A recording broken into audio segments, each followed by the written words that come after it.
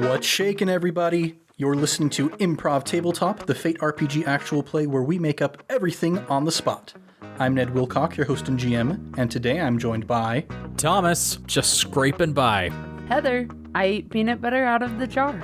Evan, technical difficulties, Peterson. You can tell that we're just having such a great night here, guys. But it's only going to get better because we're going to have a very fun little campaign here for you. But first, let's introduce Heather, our newest cast member. Hello, Ned. Yes, Heather, what's a little bit of your experience with improv and or tabletop? Well, the GM here and I started on an improv troupe at the same time together, which is you. Yeah. And I think I was in improv with everybody here tonight on the same improv team. I think, Evan, were we? I don't think so. I feel like I was. I know, we played D&D together, so we've got the tabletop aspect. Okay. But I think you were already done. I did with Thomas, but not you. And I lived through Thomas vicariously through him, so. It wasn't hard to be in that improv group with Thomas because he was in that group for 13 semesters, was it? I think it was, 13. Might be 14, but who's keeping track? Hey, before anyone makes fun of him for how long he was in college, you should see him do a math equation now, okay? It's really slow. It's very impressive. Not if it's simple subtraction. Oh, man. I love having the dynamic of a married couple on the podcast. It just brings a little bit of extra oomph. Yeah. Oh, Thomas and Heather are married, by the way. Surprise! So let's start talking about the story we're going to be telling tonight. This suggestion comes from Dava Tuttle on Instagram, who suggested Halloweentown, which is very appropriate for our wonderful month of October. Yeah, Dava! Yeah, good old Dava. We are going to take this, and we were trying to figure out what we wanted to mash it up with, and me and Thomas and Evan, who are not super familiar with Halloweentown, we were like, what if we do like a teen crime show kind of thing? And Heather very kindly reminded us that that is pretty much what Halloweentown already is. But we're going to lean into those teen crime drama vibes, maybe in kind of a Fillmore style, who knows. But yeah, let's just go ahead and get started with some ideations. We're going to tell you real stories from our real lives that have to do with either Halloweentown or teen crime dramas, and we'll get a nice pool of ideas that we can use to inform the story moving forward. So for me, to get us started off with,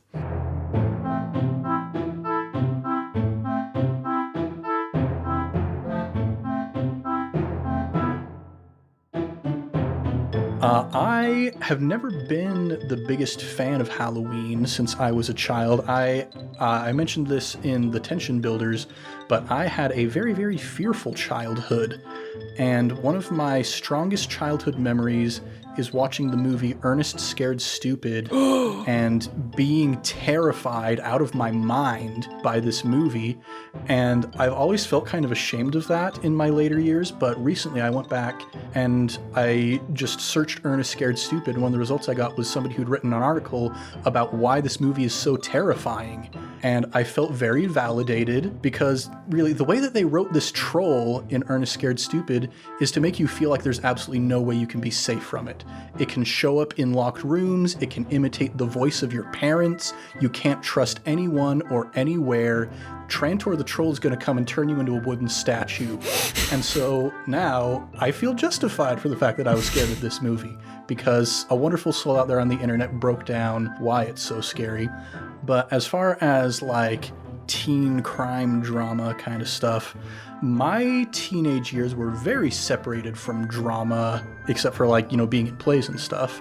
Like my idea of having a fun party with my friends was wearing ties and drinking tea and listening to records while we played croquet in my backyard. That is a thing that actually happened many times in my teenage years. So I'm not going to try and elaborate too much more on crazy teenage drama times because I didn't have many of them, and I'll leave that to my friends. So now that I've given you a glimpse at what a weird freaking kid I was, Thomas, what you got for us? So growing up, I loved Halloween, but I only loved Halloween because I was able to go trick-or-treating and eat all of the candy and get all of the candy. I didn't like the whole festivity behind it. I didn't care for the parties unless there was like a trunk or treat or unless there was like some sort of a reward. And I wasn't really into dressing up in costumes and stuff. And to this day, I have a hard time exerting effort to go out and like buy or find a creative costume. I leave that to better people in my immediate family. But so just the older I got, the less interested I became in Halloween, and I am actually a big wuss when it comes to scary movies. I too grew up on Ernest Scared Stupid and trying to figure out what Miak was that Ernest was trying to use to defeat the troll, but to this day, like the scariest movies that I've seen have been like Signs, the M. Night Shyamalan movie. And like, I haven't seen any slasher films necessarily. When a Stranger Calls is probably the most terrified I've ever been with a horror film. So something like Halloweentown was very nice and very pleasant, where it was like, oh, okay, this is kind of like fun to watch, where I'm not just like scared out of my pants here and I can't fall asleep at night. But other than that, I really, that's like pretty much it. Other than like when it comes to crime shows, I mean, I love watching like things like Psych, which is a crime show, but it's like comedic based and things like that. And they're fun serial adventures that you can run on that are like ongoing, a new adventure a week, a new crime to resolve with possible recurring characters. But yeah. So that's what I've got. Podcasts are an audio medium, so I need everyone to know how disappointed Heather looked when Thomas said that When a Stranger Calls was the most scared he's ever been. It wasn't disappointment. It was agreement. Even though I was shaking my head, it's because he knows that terrifies me to this day. Yes. Oh, I misread. I thought you were just like, what a freaking baby. No, he's strong man. I am. Okay, no, here is something though. Now that Heather's on the podcast, this is how shows how terrified I get. Oh no. So there was one night where we had this really long hallway in our apartment when we lived in Rigby, Idaho. And Heather, for some reason, loves to scare me because she knows how scared I get. And it was like 1 a.m, and we were like going to bed. And she wasn't even trying to scare me. She just was in a room that I didn't expect her to be in. And it was just pitch black, no lights whatsoever. And she was wearing like lighter clothing. And so when I was walking down, she just all of a sudden like walked out of the room right in front of me. And I don't think I've ever convulsed so involuntarily before in my life. I literally like my body seized up and I went full on possum and I literally fell to the ground and just laid there, just not moving, while Heather stood next to me wondering if I had died or not. It was amazing. I had the best power in the world that I didn't know I had. That's beautiful. Well, we're getting a great sense for how this group handles scary stuff. Heather, how do you handle scary stuff? All right. Once upon a time when I was like 14 or 15, I don't know how old, I can't remember, but this certain movie came out called The Grudge. Stupid. Why did I go see it? I don't know. There wasn't even a cute guy there. I have no idea why I went. Or that. Oh, I thought you were burping, Evan, and I was like, how rude. No, that's the Grudge noise. Oh, I recognize that now. I thought it was a burp too. Isn't The Grudge more like, That's like what I that? thought I was doing. Your voice is just too low and sonorous. Well, Evan, I wish that you were the Grudge in the movie. I wouldn't have been so scared. Oh, the shade. Oh, man. I'm sorry, continue. I'm sorry. We went and saw the movie, me and my 2 gal friends, and we were freaked out of our minds. And we came back to one of my friend's house, and we were so scared that all of us had to sleep in her mom's bed, but without her mom in there. So I don't understand why it was like comforting to us. Her mom like was nice enough to go sleep on the couch, but the 3 of us teenage girls slept in the mom's room, and they're all like, that was a fun movie, blah, blah, blah. And I'm like, yeah, it wasn't even scary at all. And so I'm like laying in the bed, we're all under the covers, And all of a sudden, I don't know if you've seen the movie. If you haven't, this is a spoiler alert. But at my foot, under the covers, this bump goes up and just starts raising by my foot. And I don't feel anything. And I start freaking out. And then it comes slower and slower up to where the blanket is at my chest, just like in the movie. And I started convulsing like Thomas did, except I was already laying down. And I'm like, oh my gosh, I couldn't breathe. And where it's tucked in at my chest, the blanket, it pops up. And it was her stupid cat. Oh, cats. Oh, I thought for sure it was the Grudge and I was a goner. Dude, any other thoughts that you have from our prompts here that you want to share? So one thing when you said teenagers and crime, this isn't anything to do with crime, but just teenagers, I think of the weird fads. And this will date me, but a huge fad when I was a teenager was skanking. And I'm not talking about going and kissing a dozen men or whatever.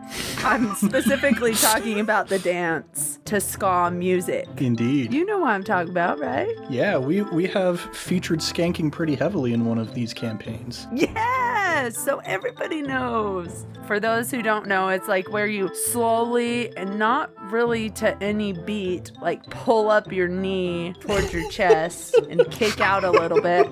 I'm not really sure how to describe it other than this weird slow motion high kneeing. That's great. That's the perfect description. But I think teenage fads are so weird.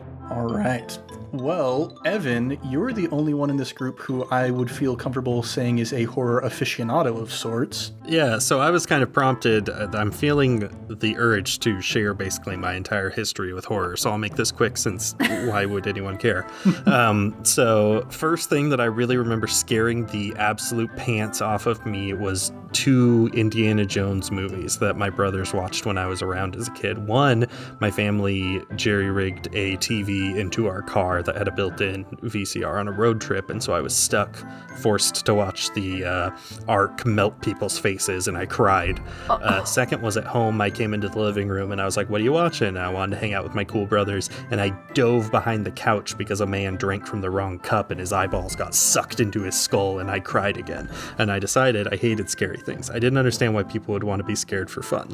So fast forward a whole bunch of years, and I work at a movie theater, and I make a goal to see every single movie that came out in an entire year, a goal which I succeeded at. But one of those movies a bit earlier in the year was it's this big horror trilogy that's been coming out these last few years. They just released the 3rd one this year. They're ghost movies. We are the wrong audience to help you.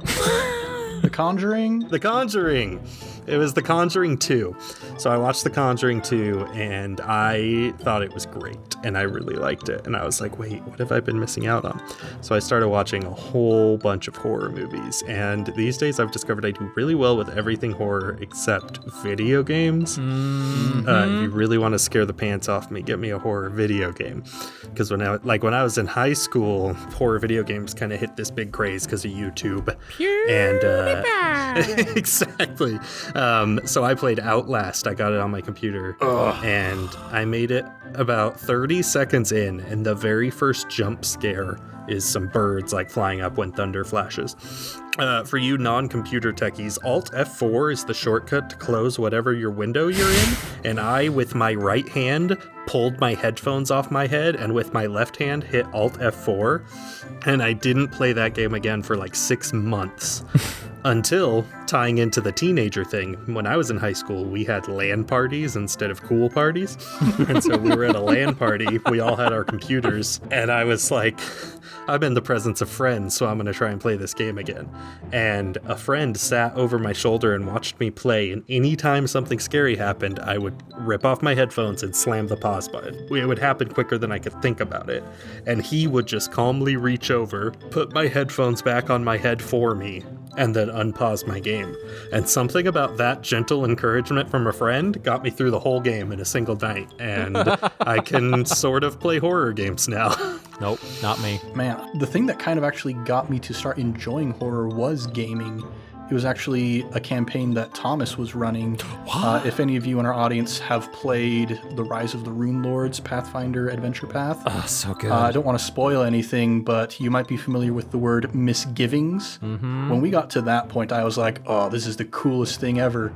And ever since then, I have had a surprisingly strong affinity for horror in tabletop gaming. Yeah, you're really like non-horror, but then you run a game that's about Animal Crossing and you're like, the insects crawl under his skin.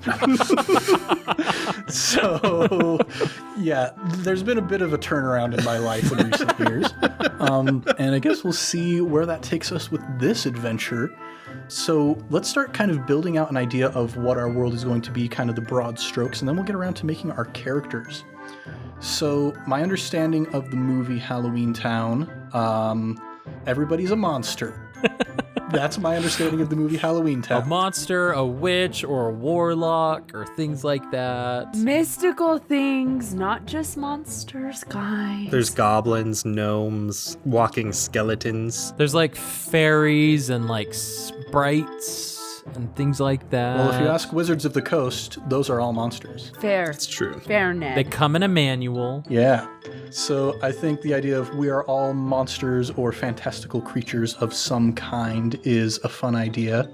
So I'm going to kind of throw out the idea of maybe we are like a crime-stopping team. Like we're the crime scene investigation unit. We are the NYPD, the HTPD, Halloweentown Police Department. Oh, yeah. But we're all angsty teenagers and whatnot. We have an internship there. Ooh, interns for the HTPD. Interns, and we're all on the same team because they didn't want to deal with the interns. And we're trying to prove that interns can solve crimes too. Yeah. All right. So we've got this broad idea for what our situation is going to kind of look like. So let's start getting into our character creation.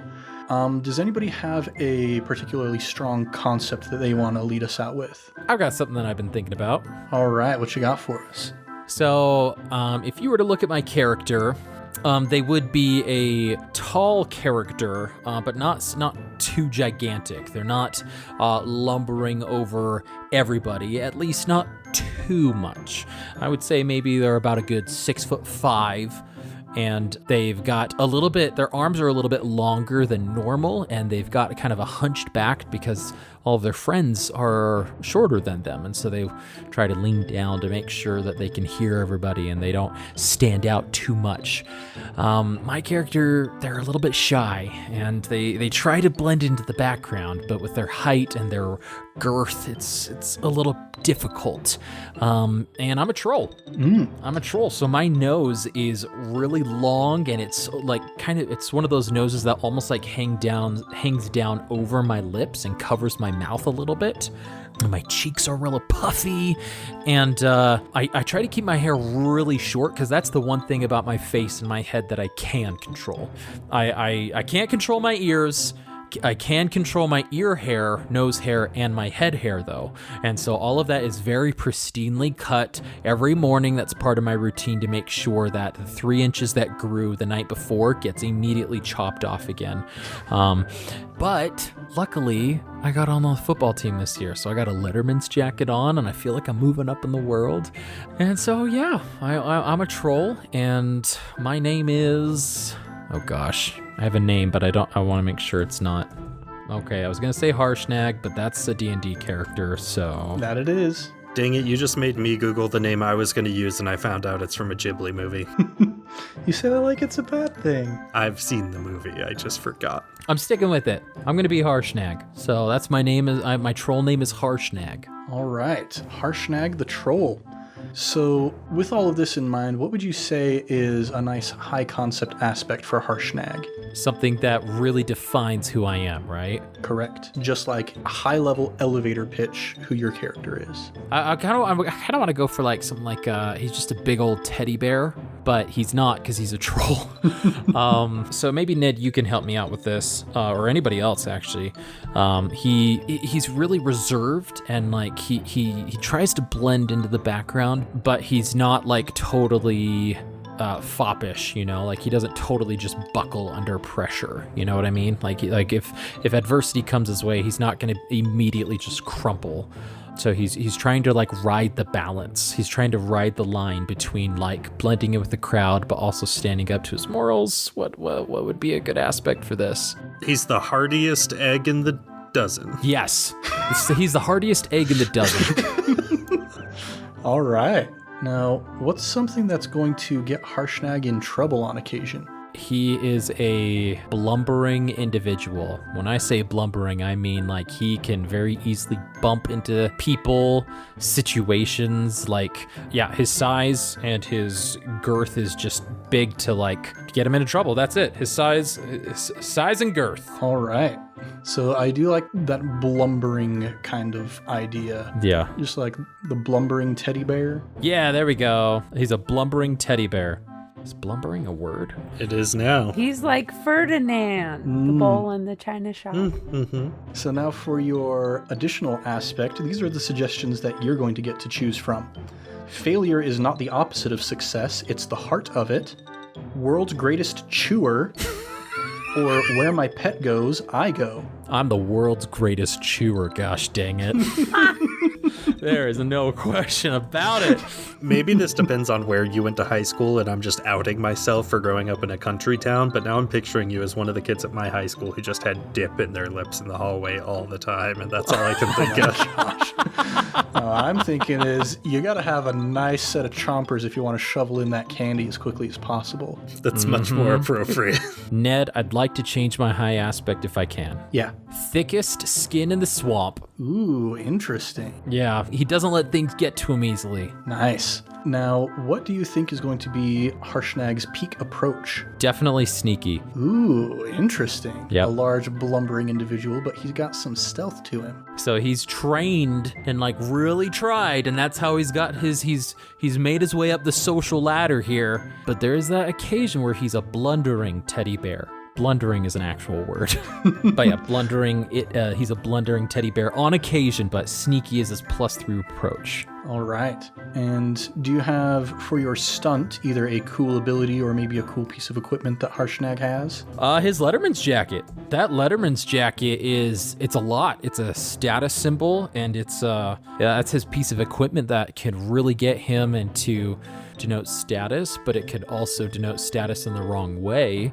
I don't know, can I just leave it as simple as his Letterman's jacket, or do you want it more defined? I think this gives us a lot of options as far as just like social situations. Yeah. Maybe in a place where somebody might look at your warty face and your floppy nose and whatnot. You can flash your Letterman's jacket and they'll be like, oh, actually, this guy's got some clout behind his name. Gotcha. All right. I like that. There's Harshnag the troll. I've got mine if you'd like me to go next. Yeah, go for it. What you got? So, you know how, like, grandmas like to look at their grandkids and say, like, oh my gosh, you're just skin and bones. Mm-hmm. Well, if you were to look at my character, they're just bones. I am a skeleton. The super skinny, kind of nerdy kid wears plaid button-up shirts with a pocket protector, with some pins, khaki slacks, and like way too nice of shoes for school. My high concept I've come up with, my original thought was I'd be like the brains of the group, the nerd. So my high concept I labeled the brains, even though I have none. Nice. If you only had a brain. Yeah, there you go. Right on. Do you have a name in mind for your nerdy skeleton man? Yes. So this is definitely from a Ghibli movie, but I like its association to the word calcium, so I'm sticking with it. My name is Calcifer. Oh, that's such a good movie. It's a great movie. I was like, where have I heard the name Calcifer? But I was going for a calcium joke, okay? I appreciate it.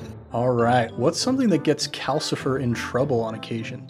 Sometimes his bones just kind of fall apart. You know, he'll go to pull on his locker and his wrist will just pop out, or someone will bump into them in the hallway. He'll lose an arm. It's just, we'll call it loose fittings. Cool. So you got some loose fittings. For your additional aspect, here are your suggestions you get to choose from. Life is like a box of chocolates, and mine melted. Polyester is my go-to wardrobe choice. or banned from Club Penguin for running a Ponzi scheme. Ooh, those are all so good. Can I ask a weird question? What is polyester's notable qualities as a fabric? It is the cheapest fabric that exists. Yep. Okay, that's mine. Very nice. Now, what is Calcifer's peak approach going to be? Probably clever. I mean, right? He's the brains. He's going to be the clever one figuring stuff out. You're not gonna be sneaky with your clattering bones. That's probably got to be my lowest. All right. And do you have a stunt or piece of equipment in mind for Calcifer? So for our non-Halloweentown watchers, my wife made me do my homework 2 days ago and watched at least the first 2 movies. There is a prop in the movie that their grandma has kind of a Mary Poppins style bag that she opens and can pull anything out of. I was thinking my stunt could be that my pocket protector has a seemingly infinite number of little gadgets in it. Ooh. And when the situation calls, I can pull out a gadget that will provide us a moderate advantage to overcome the situation. Very nice. I like that you went with the pocket protector. I would have gone for like a briefcase or something. No, man, it's got to be the pocket protector. Nice. I was kind of a briefcase kid in high school. That tracks. Yeah, I mean, I've been outing my teen self quite a lot during this episode. Smells like teen spirit. For anyone who doesn't know, I knew Ned as a teen, so... Mm-hmm. All right, so there's our good friend Calcifer. Very nice. And Heather, do you have an idea for your character? I do. So, when you see my character walking down the halls at school, usually you see everybody else like against the walls or like on the side of the lockers, maybe like in a door frame or something, just in case something happens. I am turquoise in color. I have some purple. I've got 2 wings and 2 little legs. I've got scales all up and down me, and my body is more serpent-like. Right now, I'm probably about 8 feet, but the problem is, being a hormonal teenager, male by the way, he just will never know. He'll never know when he's gonna grow to fit the space of the hallways or shrink to fit into a little bowl or something. He is an occamy. Wow. What a deep pull. I know, that was getting a little testy there, right? I'm a boy mom. I'm sorry, I have no filters. But he's an occamy, if you don't know what that is, from Fantastic Beasts. It's that serpent-like creature with wings that grows to fit its space. But the problem is, he can't control it yet. Wow. Well, that sounds like one heck of a trouble to me. Yep. Sounds like the trouble's built in right there. Goodness. Wow. Do you have a name in mind for your occamy here? I've got a couple. So you tell me what you think is easier to say, I guess. They're Russian. So I've got Zelion or Zmei. What do those mean something in Russian? I'm just curious. Zelion is the root of green, and then Zmei is a snake. With that in mind, I might lean towards Zmei. All right, there you go. All right, so we've got Zmei, the occamy. Now, what would you say is a good high concept aspect elevator pitch kind of thing for this character? I don't know why this is coming to mind, and you can try to make sense of it. This will also age me. But the song, Come and Knock on My Door, I've been waiting for you. You guys know that song? Isn't that a theme song? It's the theme song from that 60s show where... Three's Company. Three's Company. So that's kind of coming to mind, like, come and knock on my door. I've been waiting for you. I will be the one to help you. All right, so that gives us a pretty strong idea of just how Zmei feels about his friends. Very eager to help. I would like to apologize to our Gen X audience who just heard that none of us knew that theme song. Yeah, what the heck? All right, so high concept aspect, come and knock on my door. Now, we've already talked a little bit about what gets Zmei in trouble. How would you like to word that? How would you guys like to word that in a tame way? Something hormonal. All I can think of is hormonal imbalance. Mood swings, size swings. I like that. There you go. There it is. That's more descriptive. All right. Now, here are the options that you are going to get to choose from for your additional aspect. Right is wrong and wrong is right. Glass skin and paper bones. Oh, did you want to hear me play guitar? I've got it right here. I'm not a musical person, so I absolutely hate that, but love it at the same time because I think that sounds like Zmei, that third one. Yeah, here's the great thing about that, though. The kind of people that I know in real life, who I have been one, man, I'm just letting way too much out about who I was in high school. Now, do you just need to talk about some stuff? So I was the guy who's like, hey, I've got a guitar, you want to hear it? I'm not very good at it, but I got it. You want to hear it? You want to be impressed by my guitar? So you don't have to necessarily be good at music to be that kind of person. I was also that way. I'm going to out Ned a little bit, though, and say he was a stranger case, because he wasn't quite so much I've got my guitar. He was, I've got my mandolin. You all want to hear me play? That is true. That is true. Mandolins are cool. Thomas says he was that way. I wouldn't know because, he doesn't serenade me. Oh, jeez. I'm just kidding. He does. In our video chat, just again for the listeners, in our video chat, I'm between Heather and Thomas on my screen, and I feel physically like I'm between these two when they're throwing these jabs. No, he does serenade me, but it's more like the kids plinking on it and him trying to sing over them going, "Stop, Daddy, no singing." So do you want to go with that one for Zmei? I mean, it sounds like you are. It sounds like it's decided. He's gotta, because I think it also fits in with the item he has. Which is? It's one of those really cool, not just baseball cap, but remember like the flat brim one with the netting on the side and way too big in the front. And it says, "I love to skank," and he wears it backwards.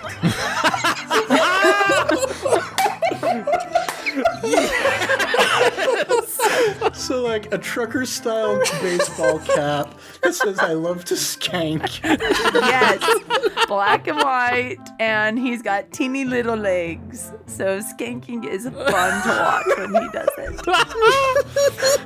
All right.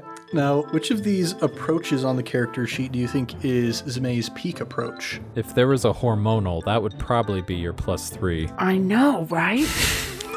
I don't know. It's kind of a mix of quick or flashy. I mean, if you want my input, I think flashy sounds about right. Especially since you're always pulling out the guitar to show off, you're kind of a show off. People all flock to the sides to get out of the way to watch you. You're flashy. Okay, we can say flashy. There you go. All right, so we've got all of our basic stuff figured out for our characters.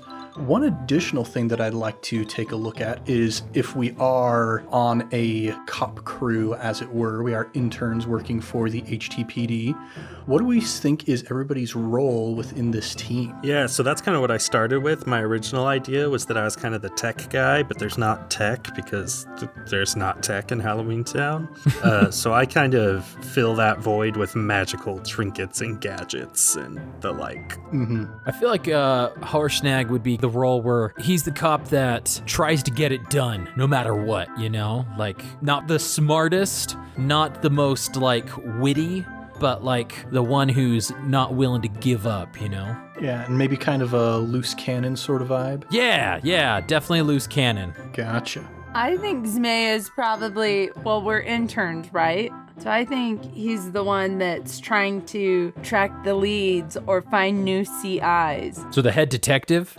Well, I mean, if you say so. I fit the shoes. The very small shoes of the head detective. Very nice. Because I wouldn't say I'm like head detective. I'm like the person who wants to be, who's like nags at their side. I don't think any of us really took the role of a charismatic leader, so this should be fun.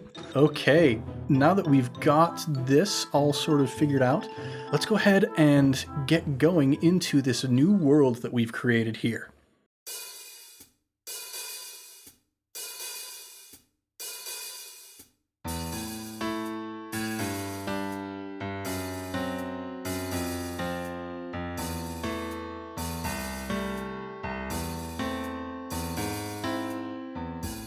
You find yourselves on kind of a quiet afternoon. School is already out. This is your after-school program, essentially, since you are interns for HTPD. And most of the big shot actual policemen are out and about doing their investigations, stopping crimes, etc., etc. And you guys have been left to do a bit of paperwork. You know, the copier jammed recently, so you got to take care of that. You got to clean out all 50 of the coffee machines that they have around this place, because there's just like a whole bunch of giants on the force and they drink way too much coffee, and they never set out a new pot when they're done with it. But as you guys are kind of engaged in this menial labor, the door of the head detective's office opens up, and you see this very imposing Frankenstein's monster-like figure walking out through the door, very stiff-legged, and in their hand is a tray, and on top of that tray is the head detective. He's just a head. And he looks at all of you as you're kind of scrambling to attention. He says, "All right, kids, well, we got an actual job for you. You ready to get out there into the actual world instead of just bumming around this place?" And I go, "Yes, sir." And I throw up a salute, and my entire arm just pops off and falls on the ground. "That's the enthusiasm I like to see and the durability I hate to see."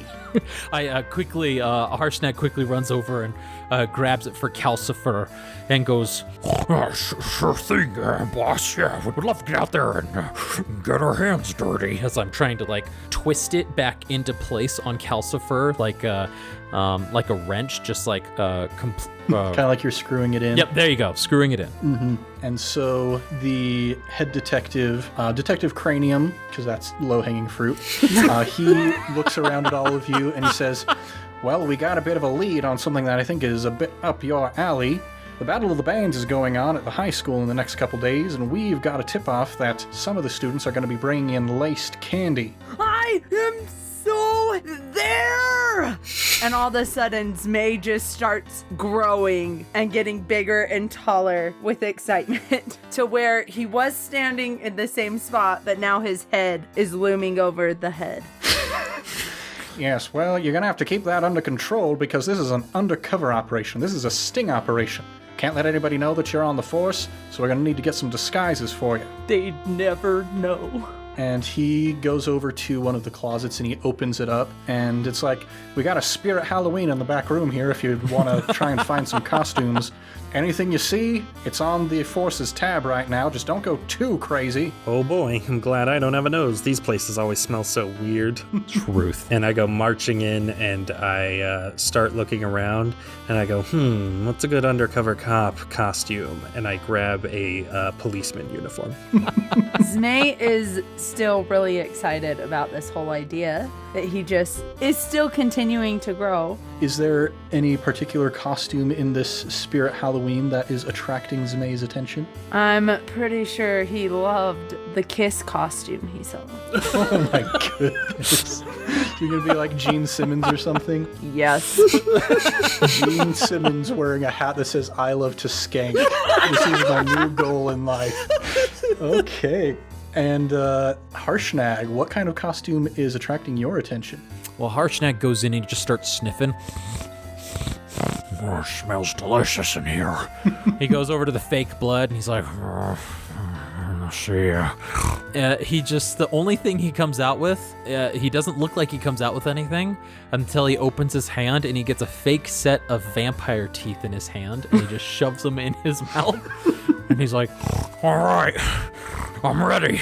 Cool. So now that you guys have your disguises, let's have each of you roll to create an advantage unmodified against a difficulty of 0, and maybe these will be advantageous for you moving forward. I got a -2, which seems appropriate because I pictured I didn't actually get like a mask, so I'm still just a skeleton, but I'm wearing a blue hat, aviators, and I have a fake mustache. Yeah, and the fact that it's a cop costume probably isn't doing you any favors either. Who would suspect though, right? What kind of cop's gonna dress like a cop? You know. And Zmay, what'd you get? A +1? All right, so you get 1 free invoke on this new aspect that you have, your Gene Simmons costume.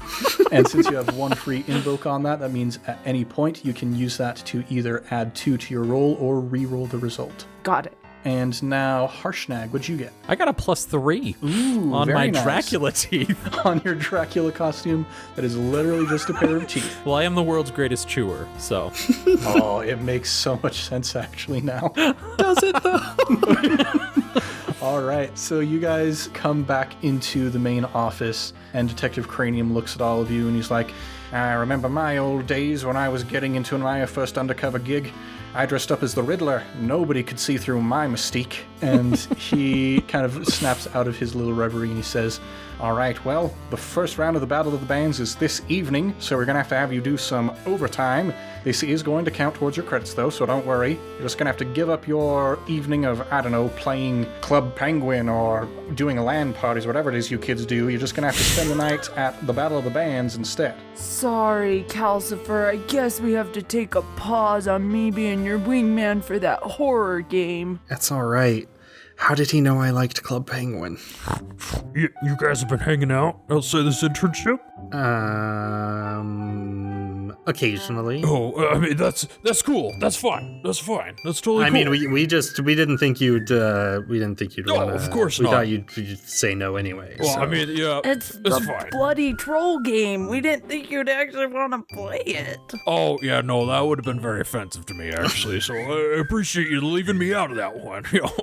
And no, so but it sounds like we got to spend a lot of time together in the next few days. So this is cool. It's awesome. Well, it's gonna be a lot of fun. And Detective Cranium says, now, if you do well enough on this, we usually don't pay our interns, but if you manage to find who's bringing in this laced candy, we've got some king-sized Kit Kats over here that we're willing to slide your way. Do you have any rewards for those without tongues? Well, I suppose we could we'll give you the candy corn, since if it's going to go to anybody, might as well go to someone without a tongue. It does have a satisfying texture to chew, I suppose. He just looks at you and he's just like shaking his head in sadness. Well, kids, you're on your first beat. Don't screw this up, all right? You can count on us. We'll make sure we find that lace candy together. Very good. I expect a full report tomorrow. Remember, we've got the forms in triplicate over there on the secretary's desk, so just make sure you get those all figured out. I'm gonna go and watch The Conjuring with my family. What a wonderful kids movie. Yes, of course. It always makes me chuckle and giggle. I'm surprised that children enjoy it considering the humans win in the end. Well, sometimes you just gotta prove to your kids that life is a difficult, rough place. But you gotta be rougher than that if you wanna make it. I used to have a body. Me as well, sir. Me as well.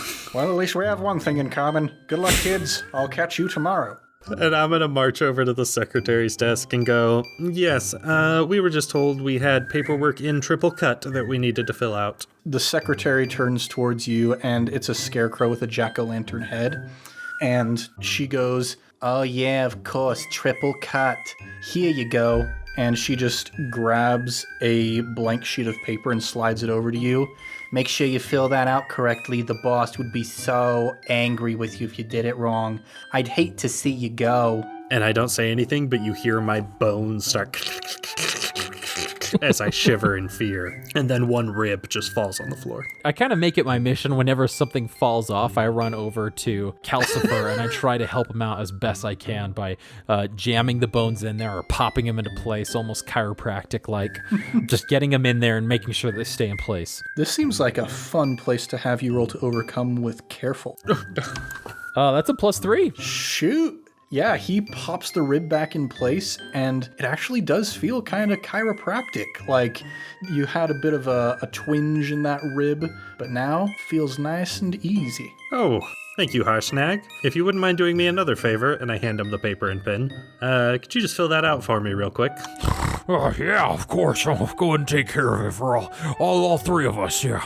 Let me just, And my oversized hands grab the tiny blue pen and trying to, like, draw on the paper. Yeah, roll to overcome with clever to see if you can figure it out. Well, shoot, dang, that's a +3. You guys, you're trying to dunk on Harshnag for being a blundering teddy bear. Here he is just proving his worth. Yeah, well, it was kind of hard when I got to the 401k section, but I got you a nice Roth IRA setup just in case we get put on full time. All right, so you've got your paperwork all figured out.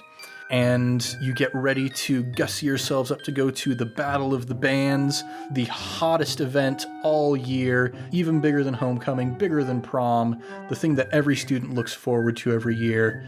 But I think we're going to see what finds out with that next time. Oh. Thanks for listening to Improv Tabletop. We'll be back next week with more adventures in the world of Halloween PD. If you want more, go ahead and subscribe, maybe even give us a review. We would be as happy as a socially outcast troll who maybe someday can get invited to a LAN party if you would go ahead and give us a positive review on the podcatcher of your choice.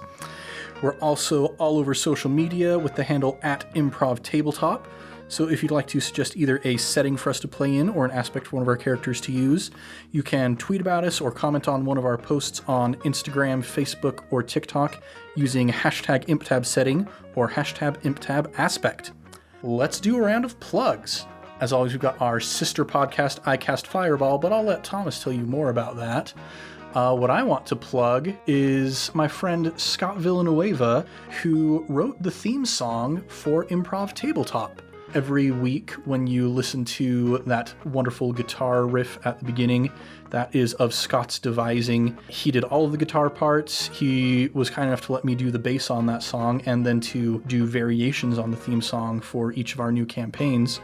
But he's always posting videos of himself playing guitar and bass and ukulele and stuff on Instagram at j.scottv. So if you are interested in hearing more from the guy who wrote our theme song, go check that out. Also, really funny, cool guy in his own right. Yeah, he's a cool guy. Just go enjoy his stuff. Someday he's going to be a professional voice actor and you'll hear his voice everywhere. Thomas, you got anything that you would like to plug? Well, I don't think it's a surprise if anybody's listened to The Illiterates or has found Improv Tabletop from our sister podcast, iCast Fireball, an actual play 5e D&D adventure where I take a turn as the dungeon master, and Ned is one of the players there as a cute/terrifying little kobold.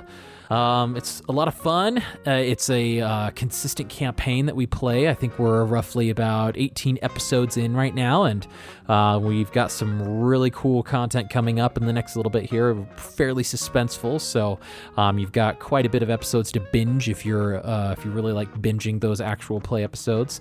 So yeah, go give us a shot over there. You can follow us there at iCastFireball20 at Instagram and Twitter as well. Right on, right on.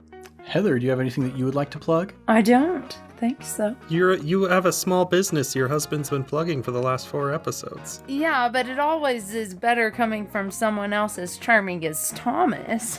Well, then I'm plugging your small business, but I need you to describe it for me. Sell me on your small business. You're also charming. Evan, did you know that my wife, Heather, has a small business? What? Really? My wife's birthday's coming up and I need to find her a gift. Could your wife's business help out? Well, shucky darn, I've got a business idea for you. This is called Be Wired Jewelry, and you can follow it on Instagram and Etsy, where she makes custom antique/fantasy style jewelry, whether it be a necklace, ring, or pendant. This is the jewelry for you. Wow, jewelry, that's the perfect birthday present. My wife's gonna love it. See, that was so much better than I could ever do. A round of applause to you guys.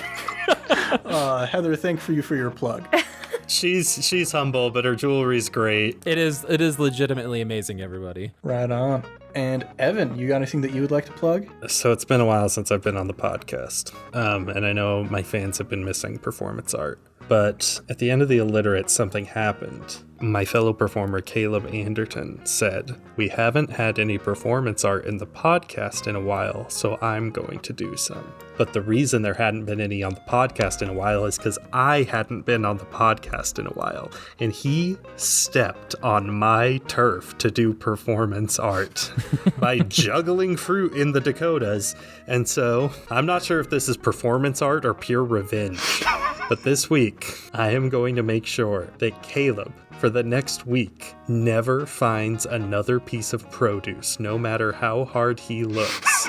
Any fruit or vegetable, if he checks his fridge, gone. If he goes to the store, sold out. If he wants to grab that little orange as a tasty treat, it's not going to be there for him. Because he came from my turf. And so for the improv tabletop audience, that's going to be a lot of work. So I need your help. If you want to help me, then I already know you're there and your invitation's on the way. So I do not understand this, but I am so there for it.